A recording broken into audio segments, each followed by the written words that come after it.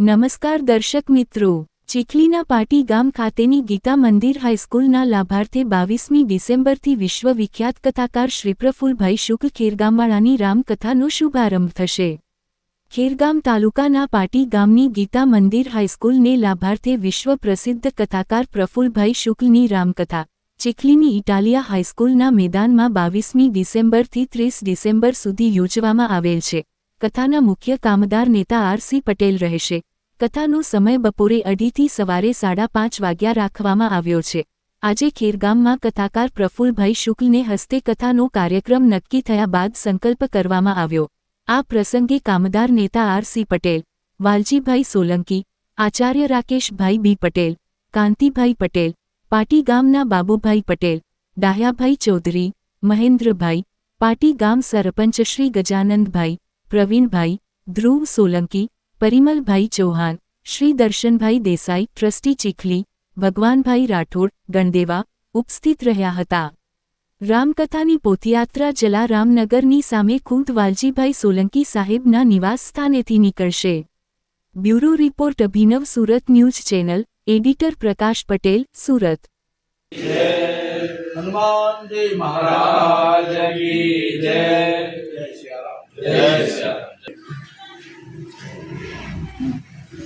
પાટીની high school Gita મંદિર માધ્યમિક શાળા એકદમ ઉડાણના વિસ્તારમાં પાટીની હાઈસ્કૂલને લાભાર્થે ચીખલીના અંદર ઇટાલિયા હાઈસ્કૂલની પાછળ રામકથાનું મુહૂર્ત સંપન્ન થાય છે।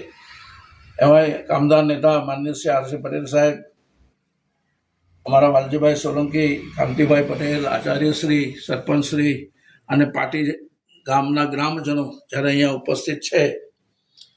હું એટલું જ કહીશ કે જરૂરિયાતમંદ એવી ગીતા મંદિર હાઈસ્કૂલ પાટીને લાભાર્થે 22મી ડિસેમ્બરથી 30મી ડિસેમ્બર આ કથાનું જે આયોજન થયું છે, મારો હનુમાન એને સફળ કરે, સંપન્ન કરે, પ્રપન્ન કરે અને બસ અમારા સોલંકી સાહેબ જે શિક્ષાની ઝોળી લઈને નીકળ્યા છે, મારો રામ એ ઝોળી ભરી દે એવી શુભકામના વ્યક્ત કરું છું। બોલો રામચંદ્ર ભગવાન કી જય। સાહેબ એક બે શબ્દ।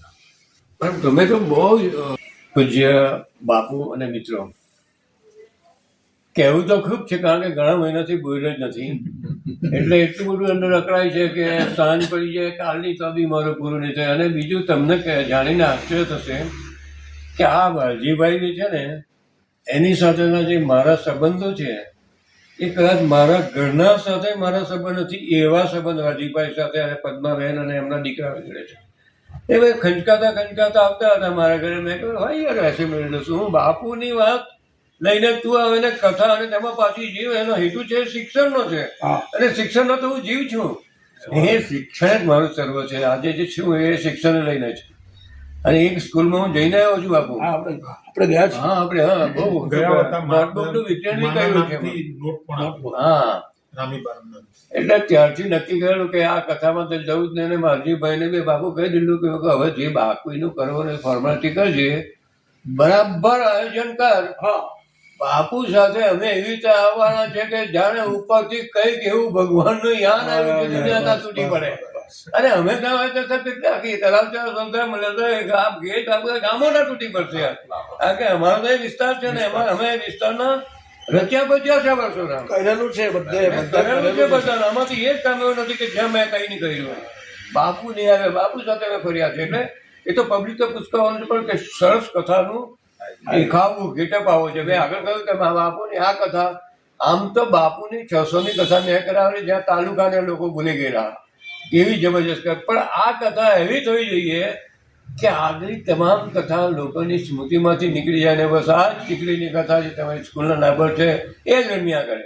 અને જગ્યા બી અડધુપાને મેં એ કહ્યું બાપુ કેટલી સરસ છે, મોટાની જગ્યા છે। કારણ કે હું તો ભણ્યો છે એટલે મને ખબર કે આ જગ્યા કહીને એમાંથી કોઈ બાત આપશે।